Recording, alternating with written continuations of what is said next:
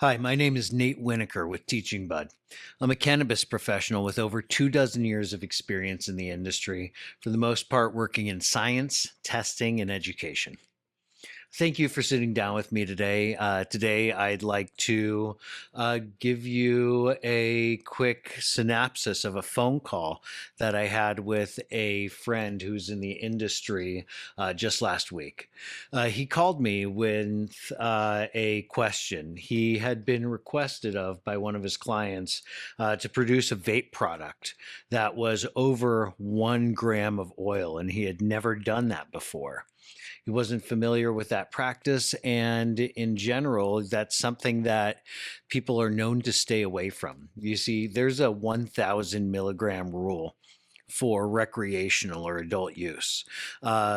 Here in California, the title for section 17304C of the code for regulations for cannabis states a cannabis concentrate shall not contain more than 1,000 milligrams of THC per package.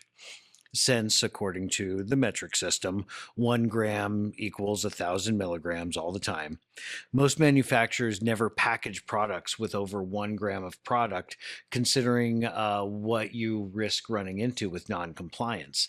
That being that you're not allowed to sell your product. To oversimplify somewhat, it goes in the trash.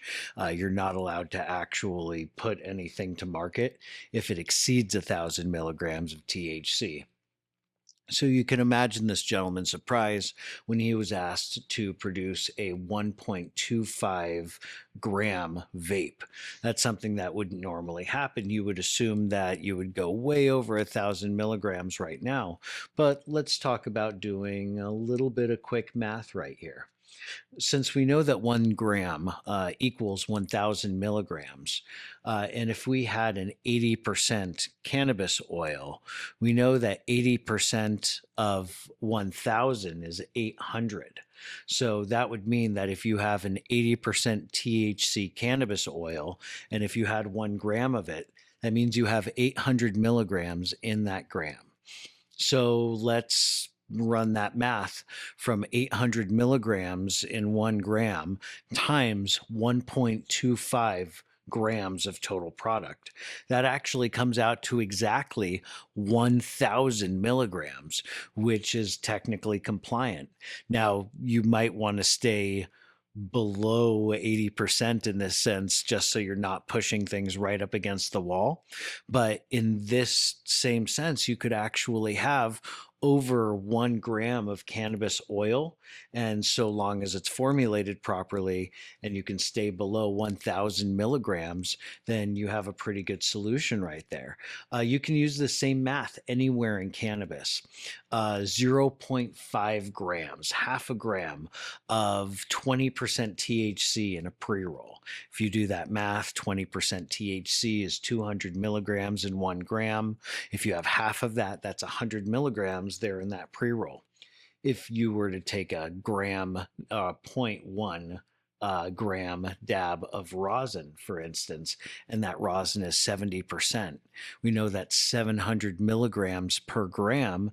And if you were only going to take 1/10 of that amount, you were about to consume 70 milligrams of THC, and so on and so forth. And that's how the math would work and translate for cannabis and being able to convert milligrams to percentage and so forth. Now, if you actually wanted to really get into the formulation side of things, you'd want to remember to calculate for decarboxylation. If you're calculating from flour or what we call biomass, large amounts of trim or flour, just generally something that can be extracted from, you would reduce by an extra 12.3%. You would reduce 12.3% because that accounts for the reduction in chemical weight from THCA to delta 9 THC. If you were to start with 1,000 milligrams, you'd end up with 877. And so as it converts from THCA to THC, bear in mind that you'll lose some of that mass there. If you're calculating, however, from distillate, RSO, or any decarboxylated oil, not necessary to do that extra 12.3% reduction, as you're working with a product that's already been converted and that reduction has already happened. I hope you enjoyed this little lesson in terms of converting THC from milligrams, from percentages, and so forth. I hope this was helpful. And until next time, this is Nate with Teaching Bud.